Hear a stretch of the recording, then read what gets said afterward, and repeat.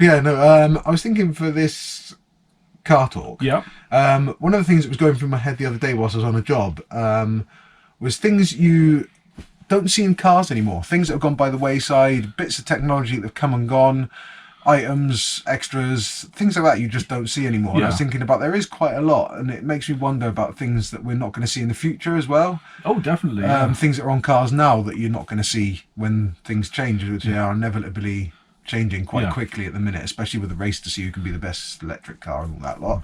So it's yeah, I was just thinking because the biggest one for me Yeah. is, and the reason I was thinking about it whilst I was on a job, is spare wheels. Yeah. Every car used to come with spare wheels. I mean, hell, when I was a kid, I remember my mate Dave's dad always brought Audis because they always came with alloys as spare wheels, full-size alloy wheels. That you Yeah, always some had. cars did. Yeah, they didn't always have the space over. They would have a say you had like a pepper pot Ford alloy, for example. You got one in the back as well. Yeah, so you'd when have you changed over, you had the same wheel on then. Yeah, that's it. If you had like a Gear Ford or like a CDX Vauxhall, something like that, you would get a matching spare in the boot. So when you change your spare over, you'd have the car would still look the same, it still look nice. 'Cause Yeah. I think that was, I heard rumours years ago that was part of the manufacturer's thing. Is when you had the spare wheel on, the car looked nice. Still, it still looked like a nice CDX. Because Well, that's the thing is the manufacturers design the cars to look nice at all times. So why wouldn't they put the same wheel in so the car looked like the same all the time? well, that's it. And I mean, the thing that got me for it is because I mean, I'm all for modern technology on cars. Things like remote central locking, cruise control, power steering, aircon, electric windows. Things that make it a better experience for the driver. Things that make our lives more convenient as drivers. Yeah. I'm well up for that. But like I say, taking them out. I mean, the official stance for it apparently is that modern cars, they don't have spare wheels in because it makes the vehicles lighter, makes them better on fuel. Right. Okay. However, from working in dealerships in my trade, I mean, I know that a spare wheel kit can set you back up to £600. By the time you've actually got the bit of polystyrene that goes in there, the jack, the wheel brace, the bits that go with it like that, and the spare wheel itself with a tyre on it. And I'm not talking alloy wheel, I'm talking Space Saver can cost you up to that. And it's so, I mean, is it to do with weight saving, or is it to do with the money that can be, the revenue that can be made for it because they were giving them away free? Because the way I've always looked at it is car manufacturers not silly, like they are businesses like everything else. So why would you give that bit away for free when you could charge people for it, sort of thing? Well, the manufacturer's still putting spare wheel wells in car, or are they getting rid of them as well? A lot of them have got rid of them. Like the BMW 1 Series is a big example. If you've got a 1 Series, you can get a spare, but you'd have to carry it actually in your boot where your luggage was, because they've got a bit of a cutout, but the batteries are based in there on a lot of them. Right, okay. Same with a lot of Audis, things like that. So the car manufacturers are actually getting to the stage now where they're actually not even designing the cars to have a spare wheel well. Yeah. And like the same, but the same with the Space Saver as well. The Space Saver was designed to save space, but you still had a full-size spare wheel well, so you were only saving a bit of space in something you hardly ever used anyway. I mean, I found it easy because being a mechanic, I used to do like in my Beamer that's got a Space Saver in the back with a full-size wheel well, but on top of it, it's got a spare tyre pump, jump leads, tow rope, a few other things that I might use or might need if I am in trouble. But I mean, it's part of a car hardly anyone uses. You open up 90% of people's boots where they've got a Space Saver. You open it up and there's nothing but space and a space, a polystyrene thing, space and a Space Saver. So it's a bit of a, again, to me that was a bit of a weird one because everyone went from full size alloys a lot of the time back in like the 80s, 90s. Then they went to full size steels. Then they went to Space Savers. Now they're going to none. I mean, but the thing for me is I found it turns what used to be a bit of minor inconvenience into a major drama now. Because I mean, the thing is, you get people that break down they have a blowout on their tyre, things like that. A lot of them don't come with spares. And the thing is, a lot of people, I mean, you can call out your breakdown company, it's great. And between 9 to 5 on Monday to Friday, that's great. What happens on a Sunday, 9 o'clock at night, things like that? You either have to pay a call-out fee or extortionate prices for an out-of-hours tyre fitter who has to come around and fit you in as well. I mean, they're not going to be around the corner probably 90% of the time, so you're going to be waiting for an hour or two. And it just makes it a massive drama, or either that or you have to have your car recovered to the tyre place ready to be looked at on the next working day. And whereas before it would be 20 minutes, half an hour, jacking your car up with the scissor jack, getting your old wheel off, chucking your new one on, you go to your garage when you had time. And it's just like I said, that is really taking the inconvenience out of not having that in a car. And I think that is one thing that should be brought back, because I mean, you do get tyre slime kits, but another thing that a lot of people don't know is that, like, if you have got one of them, go very careful, consult your tyre place before you use it, because I found that they're okay if you've got a nail or something in your tyre, but anything bigger than that, you've got a hole in the side, there's no point of even using it. But if you have got a nail in your tyre and you use some of these kits, not all of them, but some of them, the tyre places will turn around and say, right, well, that tyre that was repairable because you had a nail smack bang in the middle is now scrap because it's got the slime inside and they can't do anything with it then. So yeah, go very careful using those kits. If you've got a nail in your tyre and you can pump it up and just drive it to your tyre plates, I would suggest doing that very carefully. Well, the other thing as well is learning how to change a tyre was a useful skill. Yeah, it was something that everybody knew, wasn't it? Yeah. And it was, well, like back in the old days, people knew how to adjust their points and get their spark plugs and adjust their tappets. And people were a lot more independent back in the day when it came to motoring than they are now. Because like you say, you look under the engine bay now, the things you're allowed to touch are marked in yellow. Yeah. Whereas before, everything was, like you say, points and coil packs and everything like that. You could do it all yourself, spark plugs, the whole works. Well, that's the thing. I think it came from, I mean, the older generations, they brought it as a piece of machinery, and they sat there and read through the owner's manual, and they actually looked at it as a piece of machinery they'd have to maintain if they wanted to keep the costs down. Yeah. And I mean, if you had no idea, you could take it to your garage, which is good. But nowadays, the car's becoming so much harder to work on. But that is one that really does grind me a bit, is the fact that there's no spares in a lot of these new cars, and it does. I hate that. Because, like I said, there's so many people that are stranded and get into real bad situations because of a punctured tyre, which is something that never used to be an issue, all because of just having a spare wheel. It was just so much easier. So that is one that I think if any car manufacturers watch this, bring them back. Yeah. Hyundai and Kia have kept a lot of their cars up until very, very recently had spare wheels in. Yeah. And there's a respect for them. Brilliant. Well, mine's not quite as divisive as yours, but it's more of something you'd see on a lot older cars. But considering I used to be a smoker, it was something that had I had it in my car, would have been quite useful. I know what you're going to say now. I don't think you do. No. Quarter lights. Remember the little windows that you used to open? You'd have your window on your driver's door, and then you'd have like a little window that opened at the front. That's right. Yeah, no, I was completely wrong. I thought you were going to say cigarette lighter. Yeah. And they were a little window that opened up. You'd have your main window on your driver's side and your passenger side, and then you'd have the line of the window would come down. And there'd be a little triangular window which would open. Yeah. And basically, what it would do is it would obviously draw air out or let air in, depending on what you were doing. But it was particularly useful for people who were smokers because you didn't have to have your main window down, bringing in loads of cold air if it was in the middle of winter. And at the same time, it was perfectly suited just to hold your cigarette by the window, and it would take the smoke away and the ash and leave your car nice and clean then. And I think because obviously in the last 20, 30 years, the amount of people who smoke has gone down, and also, like you say, there are certain cigarette-based things that don't exist in cars anymore, which we will probably come on to later on. Yeah. The need for something like that has gone down because somebody, maybe in the 60s and 70s, you may find that 80% of the people who own cars were smokers. Like a lot of people, there were more smokers back in the day, whereas now a lot of people, even if they do still smoke, they tend not to smoke in their cars if they got a nice new car and bits and pieces like that. And therefore things like that have gone by the wayside. Because I think another part of it, with the quarter lights, well, like you said, because they drew cold air in as well, I think another thing that might have killed that a little bit is the better heaters and better air conditioning units and things like that. Yeah, because even people that didn't smoke, it was quite a good way just to let a flow of fresh air through your car, wasn't it? And I mean, it's like the old Landies, like the old series Land Rovers, where you had that flap in the front that you open up, and that was where you got your air conditioning, or like the old split screen Volkswagens where you just opened up your windscreen.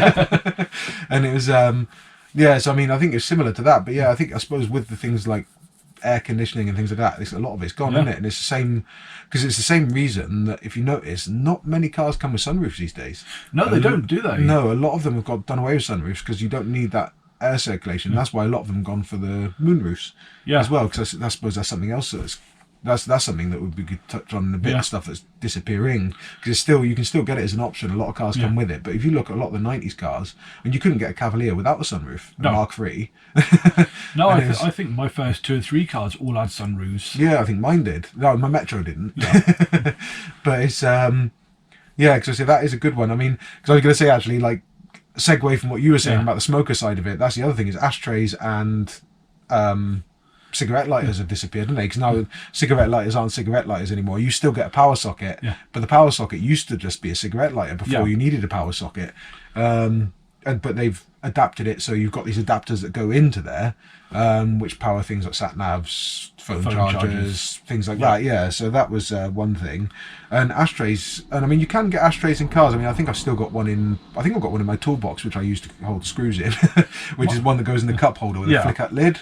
But like beforehand, they actually, like in my Shogun, they're built in. Like when you open up the back door, you've actually got 2 little fold-out things in the door, and they've actually got a fold-out one in the front, which is built in with a cigarette lighter in it. But I mean, well, my Vectra has got an ashtray and a cigarette lighter in it. Yeah, that's it. I don't believe the cigarette lighter was ever functional, but the ashtray obviously is. Yeah, and I say my one works in the Shogun, which is quite good. So that's, but I don't use it for lighting fags because the only thing you used to find with those little cigarette lighters is whenever you lit a fag, you could tell if somebody had one they'd never used, it'd be perfect. You get the little spiral of wire in them. They look brilliant and they will look really nice. Yeah. As soon as you used them on a fag, as you'd have bits of fag stuck in them, they'd look minging. And just like and also a lot of time, if you didn't clean them off, you go light the fag and it would light on one side. Yeah, that's right. And if you dropped them in your lap, look out. Yeah. That was the thing, they were quite a dangerous thing to have in a car, really. They were. I would have said that borders on the thing. One of the things that's quite good that they don't have in cars anymore. Especially considering the cars I used to come in were all cloth seat. Yeah. I imagine they got up nice and quick.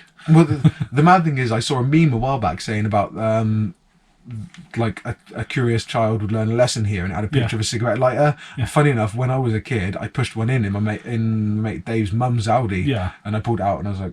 But I did burn a little ring in my finger, and it was just me being a kid. And I didn't want to tell her because I didn't want her to be angry at me for messing around with her car. But it was, I would say smoking stuff in a car as a general rule is disappearing. But then the smoking is disappearing, which is a good thing. I mean, you've given up. I'm cutting down with the scope to give up, and it is a good thing to give up or not even start. If you haven't started, don't do it. Smoke your tyres, not fags. Yes. That is a good message for the kids. But it's I mean, trying to think of my next one, because I mean, I suppose I had it with the smokers thing, but it's the other thing I was going to say about was chokes, manual chokes on cars. A lot of you youngsters and things like that probably don't even know what a choke is. But it used to be on most cars, you'd either have a little knob on the dash or you'd have a little lever. And when a car was cold, it was carburetor models, wasn't it? You didn't have it on injections, really. And what it was, on cold mornings, you'd pull the choke out, which would adjust the flap on your carb to make it run with more air and richer, I believe. I have to admit, it's been such a long time since I've even looked at a choke. I feel really bad because I should know exactly what it does, but it's such a long time. Basically, you had to pull it out a bit to help your engine start, but if you pulled it out too far, it would flood.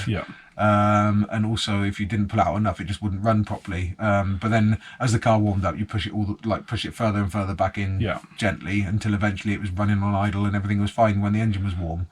It was basically something that an ECU would now sort out in terms of your airflow and fuel mix and everything like that. Yeah, that's effectively what you were doing. You were adjusting your air fuel mix with the carb, whereas that's what the ECU does for you on startup now. So that's something. I think that's another good thing that's disappeared off of cars. But because a lot of cars, even if you were using the choke properly, still struggle to start sometimes. It was mainly a problem more with British models than it was. Say a Japanese model, something like that at the time in the 70s. But yeah, cars could be unreliable, and even using the choke properly could cause you trouble trying to start them. Yeah, and I remember there was my first car had a choke, and I had to use it as a bit of an art. But I mean, that one I thought about because I actually sold. It was weird. I had a Volkswagen Mark III Golf with a 1.9 normal non-turbo diesel, and that had a choke style system on it. Yeah, I don't know exactly what it did 'cause it was diesel, but it had a choke sort of thing on it, and it worked just like a choke. It had a handle you pulled out, and we sold that one to a friend of my wife's, and she rang me up one day, like about a couple of days after she brought it off me, and said, it's not running properly, it won't start. I went down there, pulled the choke out, vroom, like that, and she went, what have you done? And I showed her it, and I don't know if she said she thought it was just like a handle for something. She didn't know what it was either. So like I said, a a lot of people there's a lot of people in our generation that don't know what a choke is. Well, my Mark II Fiesta had one. Yeah, my Metro did, they're both our first cars, weren't they? But I think pretty much after my first car, I don't think I've ever had a car with a manual choke again. Until now. And well, even now the cars I've got haven't got it, and the same with you as well, isn't it? Yeah. And it's because that's one thing. Like I say again, that was something that to me is one of the sort of shows of technology advancing to make it better for the driver. Because like I said, it was a ball ache sometimes, whereas now you just jump in, fire it up, and the ECU does it all for you, which is that is a leap, I would have said, in the technology, which is a good one. Well, another one I'd go for, which would have been an issue of the same time for vehicles, would have been vehicles that didn't have power-assisted steering. Yes. Because most people who drive these days just take for granted that you can just spin your wheel like that. Whereas the first cars that we had, and I even had a van without it, which was a right pain, was the vehicles didn't have power-assisted steering, so you had to struggle and strain to pull the wheel round because there was nothing there to make it any lighter for yourself. And people who've got like Fiats and bits and pieces got city steering, which makes it even lighter again. I mean, to be honest, it was all right when you were actually driving, wasn't it? Yeah. Like when you were actually moving, it was quite easy to drive. It was easier than, I mean, if you've ever driven a power steering car, because I'm going to say from a mechanic's point of view, if you've ever driven a power steering car that's got a power steering failure, they are ridiculous. Oh yeah, at all speed you are struggling. But if you have a power steering system that fails, it is worse than having not power steering. Yeah, because having the original non-power steering stuff, when you were moving, it was okay, wasn't it? Yeah. Because it was mainly at slower speeds and parallel parking. Yeah. But also at the time, most cars came with really thin wheels, which made it easier. And you had bigger steering wheels. Like you look at old Morris 1000 steering wheels, like a bus steering wheels, like that. But if you had more of a performance vehicle, which had wider wheels, that was when it started getting a bit tricky because you did have to strain a lot harder to get it to go round then. Yeah, I heard a lot. My uncle, I'm sure he said something about Capris being a bit. Oh, I can imagine. Yeah, with wider wheels on them and that. But it's I would say that's another example of technology the way it's come. So non-power steering, standard steering is another thing that's going, or it's gone. I was trying to think. There's a few others that I did come across and everything, which was something you don't tend to see in modern cars anymore. But I'm trying to think. I mean, wind down windows is another one. Yeah, that was one because I mean, a lot of you might have seen them in the backs of a lot of cars. But again, when we were growing up, a lot of cars had them all the way around. Yeah. Electric windows was a luxury, and I mean, I remember for years my dad always used to say, "I don't want electric windows, there's more to go wrong." Yeah, and it was similar to a lot of people say now. Like you speak to anybody now about a car, they'll say, "I don't want an electric car because there's more to go wrong. I don't want radar detection on the front, it's more to go wrong. I don't want automatic wipers, auto lights, things like that, it's more to go wrong." And to be honest, I'm one of those people, I say that about a lot of tech on cars, because when they first come out, they are unreliable. Like you look at most cars now, you are really unlucky if in the first 100,000 miles, 80,000 miles, your electric windows mess up. If ever. Yeah, if ever. Whereas like back in the 80s, 90s, like when my old man was saying about it, he had like Cortinas with wind down windows and things like that. So like the Mark I Sierra, that one always had a dodgy window on it because it was the early power windows and things like that. So the early ones weren't very reliable. The same as like most technology, when it first comes out, it's not as good as it. So it's it is one of those things that as the time's gone on, it's become a lot more reliable. And a lot of people, myself included, take it for granted. You just jump in a car and you expect the windows to work. It's just the way it works, isn't it? Just press a button and off it goes. And it's because I was going to say there's can you think of anything else at all? No, I was trying to think then. The thing is, I'm thinking of more things that they've got in cars now that I wish weren't in them, which would be another video, I believe. Yeah, and I was going to say there's because I was going to say another thing we can do. Cause how many minutes are we in now? Oh, we're in 21 minutes. I mean, we could call it a day. There. I mean, the other thing I was going to say about is some of the stuff in cars which we think are going to be phased out. Like I said, sunroof was one I thought of. That's going to be going, and it almost appears that I think that it's going to get to a stage where we don't have that many manual gearboxes anymore. No, I wouldn't be surprised with that because most electric cars are automatic. A lot of hybrids are automatic, and a lot of people, myself included, I had an automatic work van for a while, and that was lovely. I have to admit, I've never been a fan of auto, and I mean, to be honest, for my Beamer, which is my tarmac toy, I love the manual gearbox in that, and I don't want an auto one of them really, unless I was having that as well as that one as a daily. The only thing I can think is the power that vehicles are putting out now is making it more difficult for them to make manual boxes that can handle it. Well, I think that manuals are pretty good, and I mean, I would say I think there's always going to be a market for manuals, but I think that market is going to get, that margin is going to get a lot smaller, and it's going to be people who want sports cars, track cars, race cars, things like that. People, and maybe off-roaders, think people that want them as a toy and want more control over that box. But I mean, my Shogun's automatic, and I love that. I mean, that one to do daily runs in is, I mean, drinks the fuel like a fish, but daily runs, brilliant. Chuck it in drive, away to go, and it is easy. It's lazy driving. So if you're using it as a daily, it's great. And I think a lot of people. Also, I can't imagine you ever having a full electric vehicle with a manual gearbox. No, I wouldn't have thought so. I think the whole thing of just being able to put your foot down and go would negate that, wouldn't it? Exactly, that's what I mean. So I think with the age of that coming in, that's one thing it's going. Diesel engines.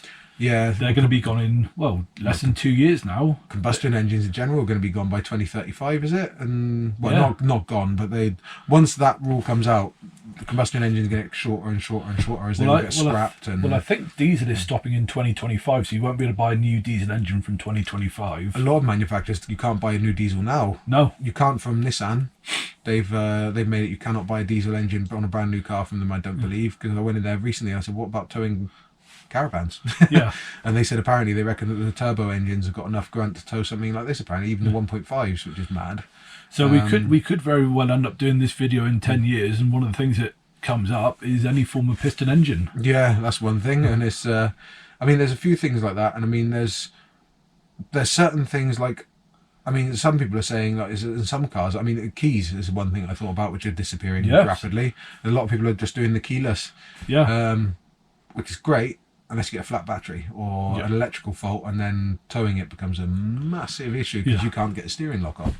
So again, that's one thing I'm not that fussed about that's there now, but it does seem like most cars are going to be like a button thing, starting it with your phone, it all being electronically linked. So I do think the key is going to be one thing. I mean, there'll always be, I think, keys there manually to open stuff like doors and stuff like there is now on a lot of cars, but I think that's something that's going to be gone. Yeah, ignitions and everything like that could end up disappearing. Yeah, I mean, again, like I say, the spare is already gone, but I mean, the only good thing I would say with some of this is it makes way for quite exciting technology. Like the other day I was watching a video about airless tyres. Oh yeah. And that looks like a really cool thing, and that's something that might come in the future. So I mean, maybe punctures will be a thing of the past. It'll just be you change your tyres when they wear out and you don't have to worry about nothing else. So it's quite good, the technology is going. It makes way for newer, better stuff, like the choke with the carb and things like that. But I mean, is there anything else you guys can think of that you remember being on your mum and dad's car, or you've got it on one of your old projects, classic car or something like that? What don't we see anymore like today? I mean, one I can think of, actually, another one quickly, is like squirties, the old squirties for things. Some of them used to be a pump. So there wasn't any electric motor. You'd be like pumping something to make it go over your windscreen. So that was another thing. But yeah, anything like that on a classic car you can think of, let us know in the comments. Like, message us or whatever else in that. Let us know. We'd be interested to hear anything we've missed, because it doesn't feel like we've had a massive concise list. I think we've gone quite in depth with the list that we have got. Well, there's always stuff we miss. Yeah, so yeah, let us know. Get involved. It'd be nice to hear from you guys. But yeah, I mean, unless you've got anything more to add, dude, I think we're quite good to wrap it up, because, I mean, it's probably been at 25 minutes now, 26. So happy days. Yeah, I say we hope you've enjoyed it. Actually, it's not going to be 26 minutes to you, because we had about 2 minutes of blooper reels to start with. So it's probably going to be just before 25. But yeah, it's like and subscribe as always. Yes, please do, and share, comment, all those lovely things that help us out. We really appreciate it, and we hope you've enjoyed it as much as we've enjoyed making it. See you in the next one, guys. Cheers. I thought of another one. Windscreen wipers on headlights. Used to be on lots of 90s cars, Cavaliers, Volvos, things like that. And I can't believe I forgot it in the video.